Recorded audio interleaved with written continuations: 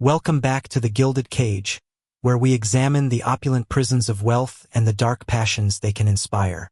It is a pleasure to have you with us again. Before we unlock today's story, I want to extend my deepest appreciation to our discerning audience. Your intellectual curiosity and insightful comments continue to elevate our discussions. If this is your first time visiting, and you are intrigued by the intricate psychodramas that unfold behind the closed doors of the world's wealthiest families, then you have found your home. We invite you to subscribe and activate the notification bell to ensure you are always present for our latest exhibition. We must now offer our customary disclaimer. The narrative you are about to witness is a work of fiction. The characters, family names, corporations, and events depicted are entirely the products of the imagination. Any resemblance to actual persons, living or dead, or to actual events, is purely a marriage can be a partnership, a sacred vow, a joining of two souls. Or it can be a business transaction, a strategic merger of ambition and assets. But what happens when one partner decides to liquidate the other? Today, we tell the story of a woman who saw her husband not as a life partner, but as a temporary obstacle between her and the vast fortune he controlled. This is the story of how a picture-perfect marriage was shattered by a cold-blooded murder, all for the promise of a wealthy inheritance. Catherine Davenport was a masterpiece of her own creation. To the elite circles of the city, she was the perfect wife to the immensely wealthy and respected Richard Blackwood. She was a vision of refined elegance, her beauty as curated and as flawless as the museum-quality art that adorned the walls of their palatial home. She was a gracious hostess, a devoted wife, and a celebrated philanthropist. Her smile was a carefully calibrated instrument of warmth and charm, her every gesture a study in effortless grace. She was, by all accounts, a woman who had been born to this world of inherited wealth and quiet power. This, of course, was a brilliant and meticulously constructed lie. The real Catherine had been born in a world of faded linoleum and second-hand clothes, a world where the future was a low ceiling you were constantly in danger of hitting your head on. From a young age, she had possessed two remarkable gifts: a razor-sharp intelligence and a chameleon-like ability to observe, adapt, and become whatever a situation required.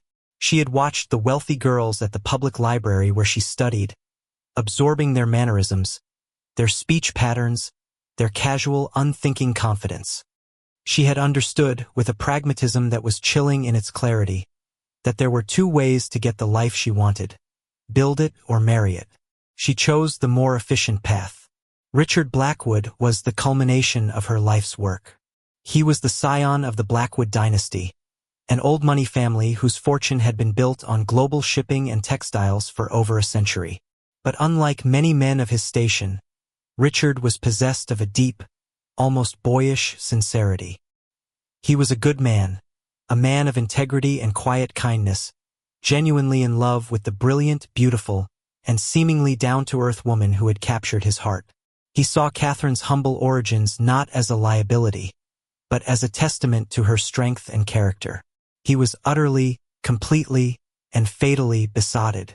Their 10-year marriage had been, for Richard, a decade of profound happiness. For Catherine, it had been a decade of patient, disciplined performance. She played the part of the loving wife to perfection, but her heart was a cold, quiet vault where she kept her true ambition under lock and key. She was content for a time. She had the security, the status, the beautiful things, but she was the consort, not the queen. The Blackwood fortune, while providing her with a luxurious lifestyle, was not hers. It was controlled by Richard and, more significantly, by his formidable, unyielding father, the patriarch of the family, Arthur Blackwood. The event that transformed Catherine's patient ambition into a cold, murderous resolve was Arthur Blackwood's death. He died peacefully in his sleep at the age of 92, a titan of industry to the very end. The reading of his will was a formality, but its contents were a seismic shock that reordered Catherine's entire world. Arthur, a staunch traditionalist, had left everything, the entire, unencumbered, multi-billion-dollar Blackwood empire, solely to his son, Richard. There were no trusts, no charitable foundations, no clauses for distant relatives. It was a complete and absolute transfer of power. Catherine sat beside her grieving husband at the long, polished mahogany table in the lawyer's office, her expression a perfect mask of somber support.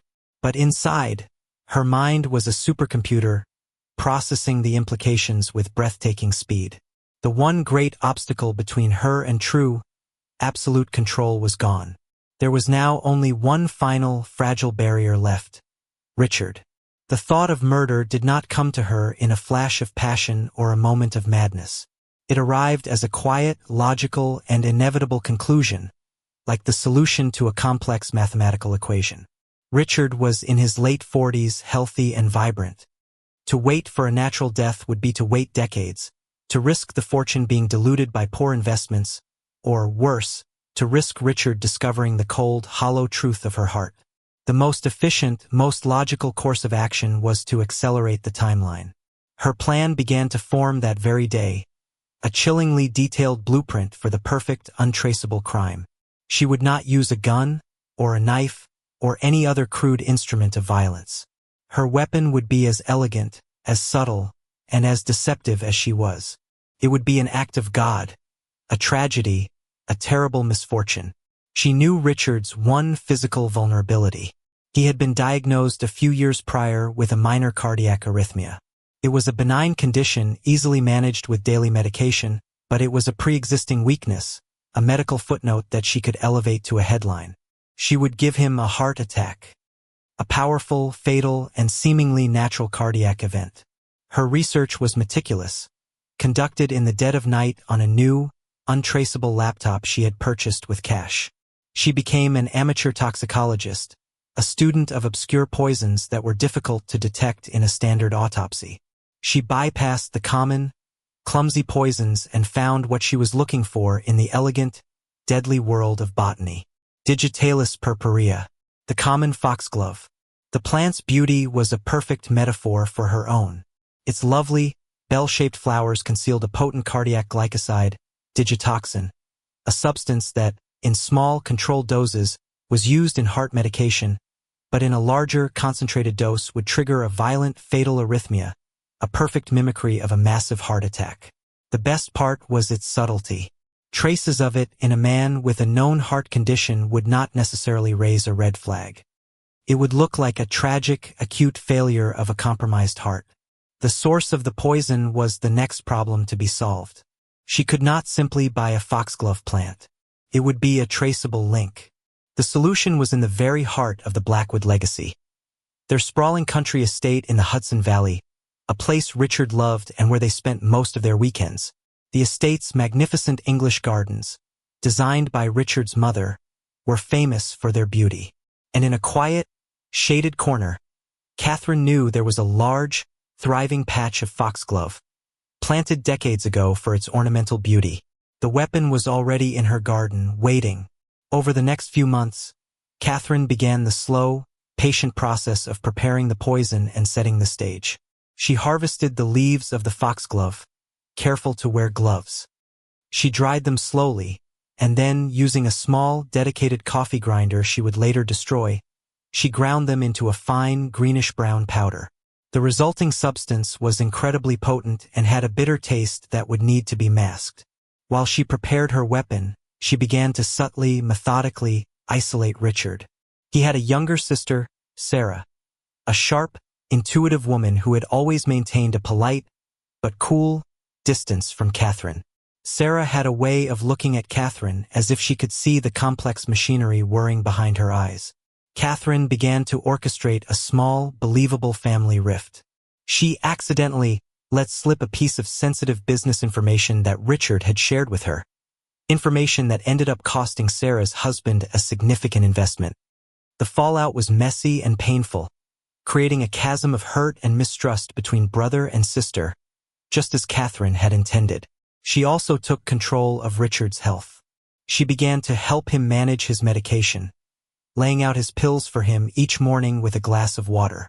It was the perfect gesture of a loving, concerned wife.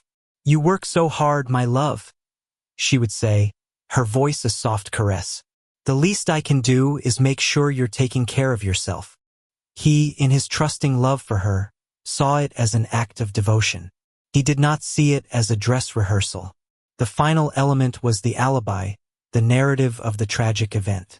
She decided it would happen at the country estate. The isolation was perfect. It would be a quiet weekend, just the two of them. She would stage the scene with the precision of a theater director. The story would be simple. Richard had been feeling unwell, a little tired. They had a quiet dinner. He had a glass of his favorite porter-rich, complex, fortified wine that would be the perfect vehicle to mask the bitter taste of the foxglove powder. He had gone to bed early, and she had found him in the morning, having passed peacefully in his sleep. It was tragic, but believable. As the late autumn colors began to burnish the Hudson Valley, Catherine knew the time was right. She had the poison, she had the plan, and she had the stage. She suggested a quiet weekend at the estate, just the two of them, a respite from the stress of managing the Blackwood inheritance. "That sounds wonderful, my love," Richard had said, his kind eyes full of an adoration she had never deserved. "Just you and me. It's all I need." That Friday, as they drove out of the city, a sense of profound, exhilarating calm settled over Catherine. This was the final act of her long, patient performance. She was not nervous. She felt no guilt, no remorse. She felt only the cool, clean thrill of a brilliant strategist on the verge of a final, decisive victory. She looked at the man beside her, the kind, decent man who had given her everything, and she saw not a husband, not a person, but a final golden door. And she was about to turn the key. The Blackwood estate was a portrait of autumnal perfection. The ancient maples that lined the long, winding driveway had turned a fiery, incandescent gold, and the air was crisp with the scent of wood smoke and decaying leaves. To Richard, the estate was the soul of his family, a place of profound peace and continuity. As he stepped out of the car and drew in a deep breath of the country air, a look of pure, unburdened contentment settled on his face. For Catherine, the beauty of the place was merely a backdrop, an elegant stage set for the final, brutal act of her life's greatest performance. The evening unfolded exactly as she had choreographed it in her mind.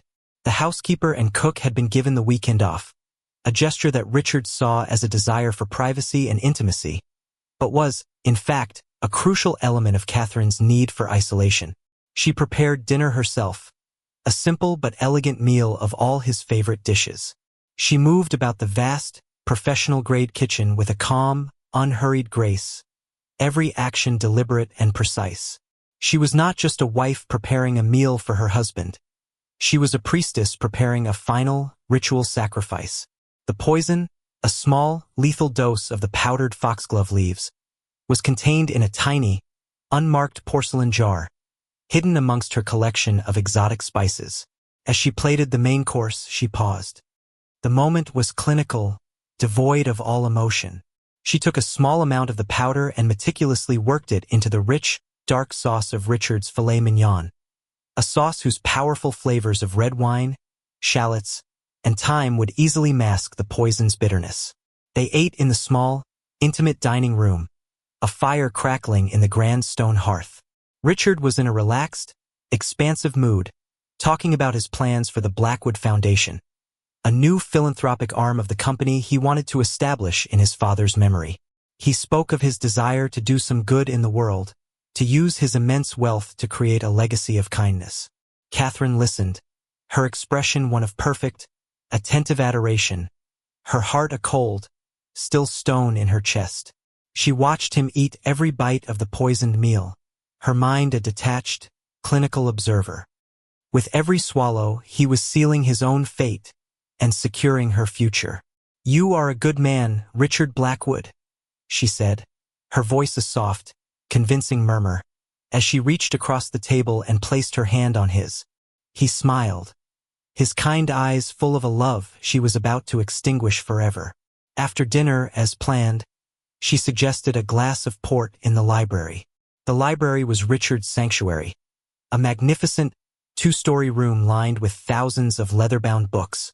It was the heart of the house, and the place where she had decided he would die. She poured 2 glasses from a heavy, crystal decanter. As she turned her back to him to place the decanter back on the sideboard, she added a second, smaller dose of the poison to his glass, ensuring the dose would be unequivocally fatal. She handed him the glass, her hand perfectly steady. "To us, my love," she said, raising her own glass. "To the future. To the future," he echoed, and drank deeply. They sat in the large leather armchairs by the fire. Richard, feeling the full, warm effect of the wine and the meal, became drowsy. The first signs were subtle. He complained of a slight nausea, which he attributed to the richness of the food. He rubbed his eyes, saying the firelight was making his vision a bit blurry. These were the classic initial symptoms of digitoxin poisoning, and Catherine watched them appear with the cold, detached interest of a scientist observing an experiment. "I think I might turn in early, my love," Richard said, his voice slightly slurred. He tried to stand, but a wave of dizziness washed over him, and he sank back into the chair, a confused, troubled expression on his face. "That's strange. I feel unwell." "Just rest, darling," Catherine said, her voice a soothing, hypnotic balm. "Close your eyes for a moment." He did as he was told, trusting her completely. His breathing became more labored. He began to experience the first terrifying flutters of the arrhythmia she had induced. He put a hand to his chest, his brow furrowed in pain and confusion. His eyes snapped open, and he looked at her. And in that final, lucid moment, in the instant before the poison took complete control, he saw her. He truly saw her for the first time. The mask of the loving, devoted wife was gone. In its place was an expression of cold, absolute, and terrifying neutrality. There was no hatred, no anger. There was only the placid, patient expression of someone waiting for a business transaction to conclude. He understood. The realization, in all its unimaginable horror, dawned in his eyes. It was not a heart attack. It was not an accident. It was her. He opened his mouth, but no sound came out. His body was no longer his own. A single word formed on his lips, a silent, desperate question. "Why?" His body convulsed, a violent, brutal spasm as his heart beat itself into a final, chaotic frenzy. And then he was still. Catherine did not move. She sat in her armchair, the firelight flickering on her calm, beautiful face, and she watched him. She waited a full, silent 10 minutes, timing it on the small, diamond-encrusted watch on her wrist. She was listening for the cessation of all biological processes. When she was absolutely certain he was dead, she stood up. The performance began. She took her own, untouched glass of port and poured its contents into a nearby potted plant.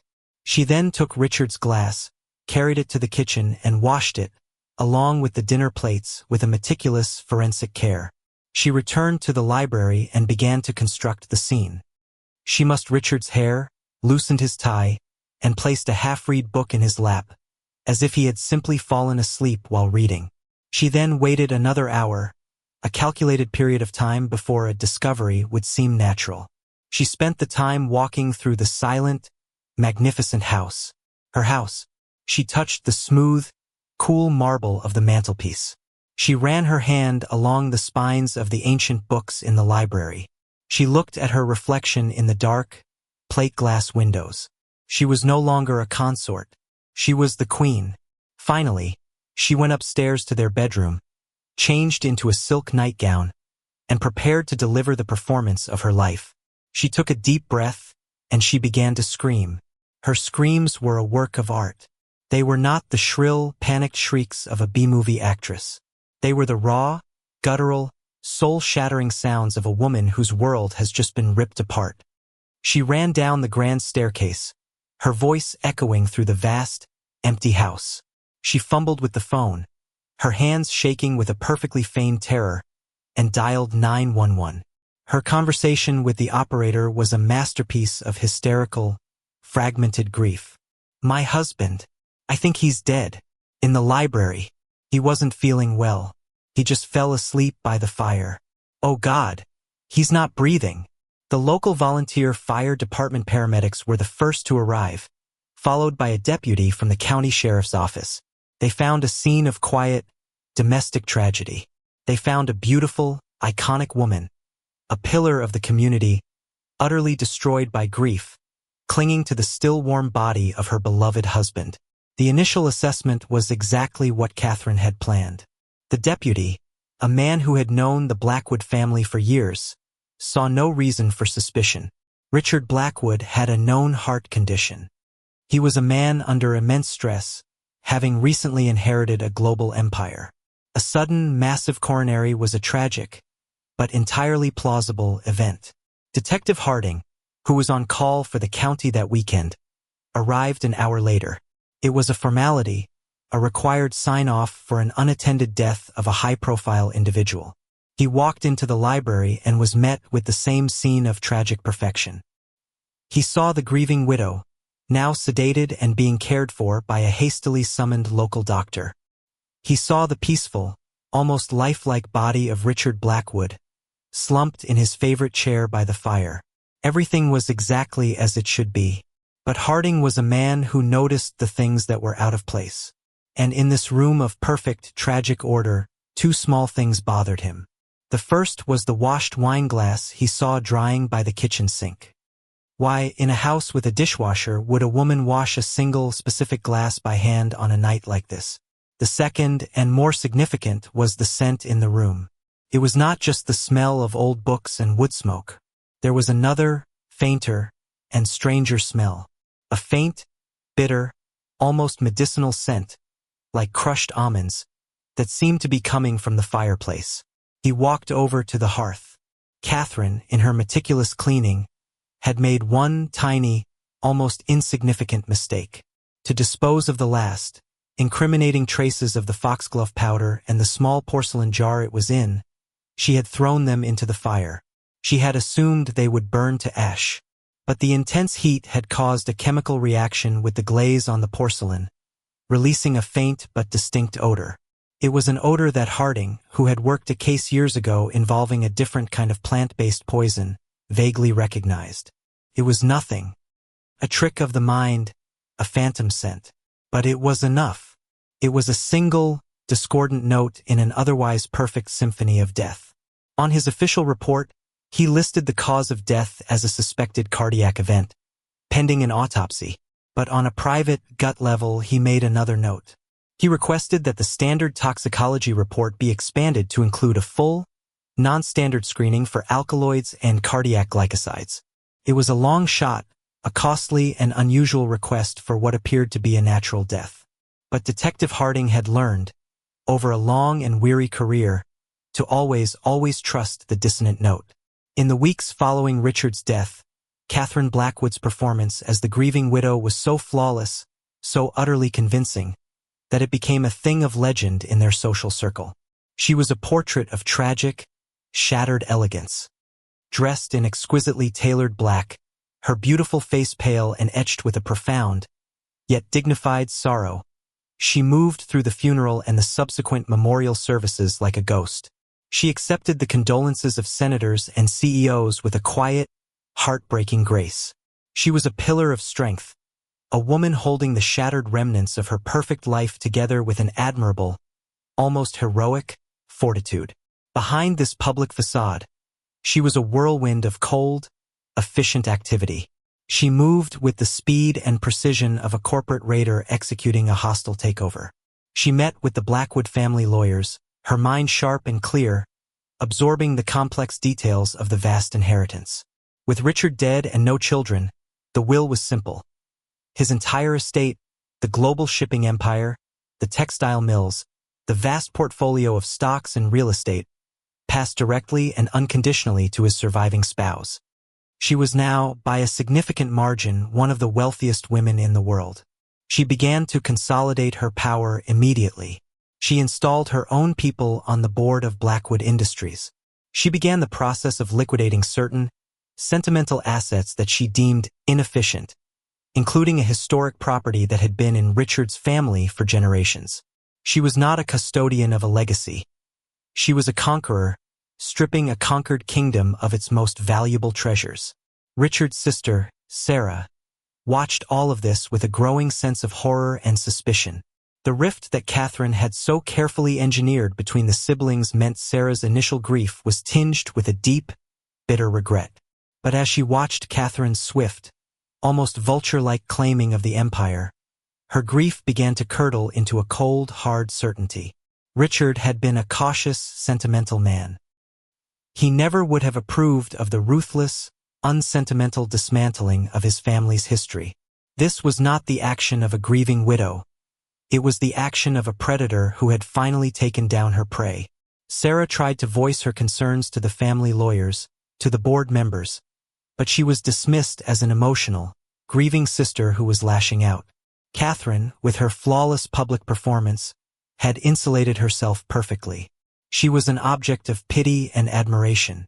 Sarah's accusations seemed like the bitter, unhinged ramblings of a woman who had been cut out of a great fortune. But there was one person who was listening: Detective Harding. Harding had been quietly, patiently waiting. He knew that the kind of extensive toxicology screening he had ordered could take weeks, even months. In the meantime, he built a quiet, unofficial file on Catherine Blackwood. He dug into her past, uncovering the truth of her humble origins, a fact she had so carefully scrubbed from her public persona. He spoke to old acquaintances, to former classmates, painting a picture of a ferociously ambitious, intelligent, and emotionally detached woman. He was building a psychological profile of a chameleon, a woman who had spent her entire life becoming someone else. The toxicology report came back on a gray Tuesday afternoon, 6 weeks after Richard's death. Harding read the technical jargon, and a cold, grim sense of satisfaction settled over him. It was there in black and white. Richard Blackwood's system had contained a fatal, therapeutic-level overdose of digitoxin, a substance that was not a component of his prescribed arrhythmia medication. It was the poison from a foxglove plant. It was murder. Harding now had a crime, but he was a long way from having a case. He had a powerful, respected, and incredibly wealthy suspect with no obvious connection to the murder weapon. He needed a bridge. He went to see Sarah.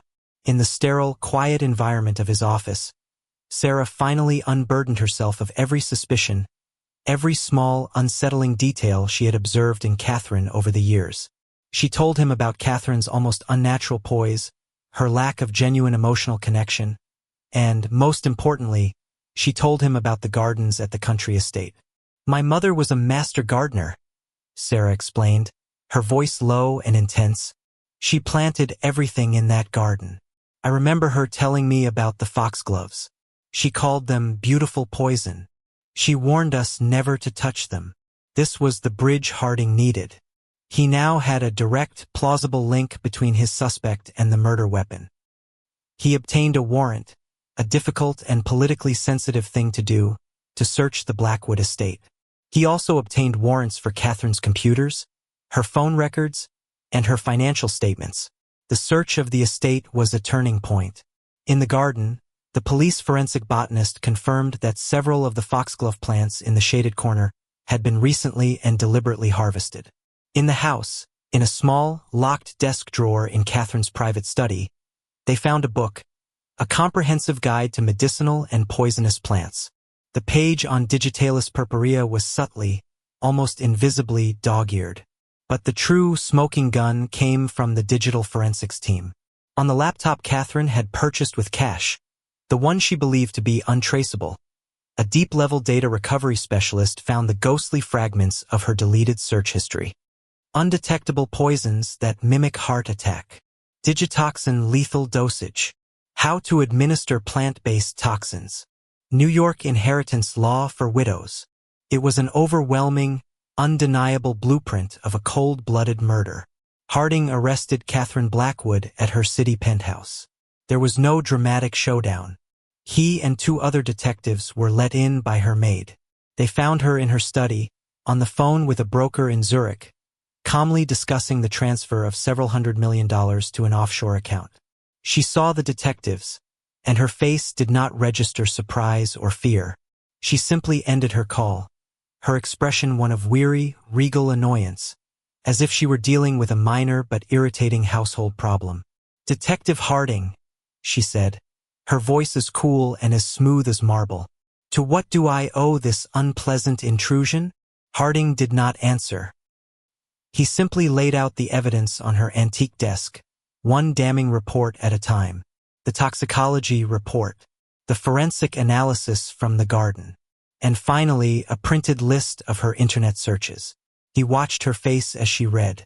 He was looking for the crack, the moment of confession, the flicker of humanity. He saw nothing. She read the final, damning page, and her expression remained one of perfect, icy composure. She looked up at him, and for the first time, he saw something in her eyes beyond the mask. It was not guilt. It was a profound, almost philosophical disappointment.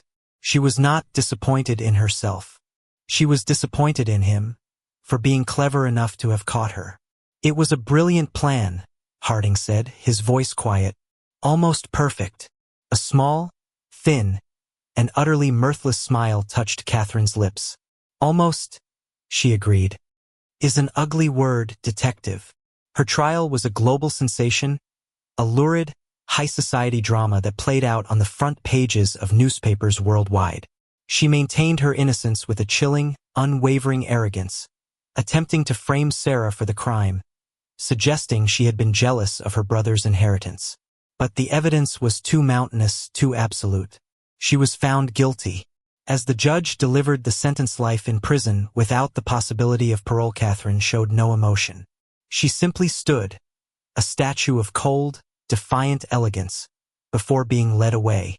The Blackwood fortune was frozen, then dismantled by a decade of legal battles, with the bulk of it eventually being awarded to a charitable foundation in Richard's name, the very foundation he had dreamed of starting.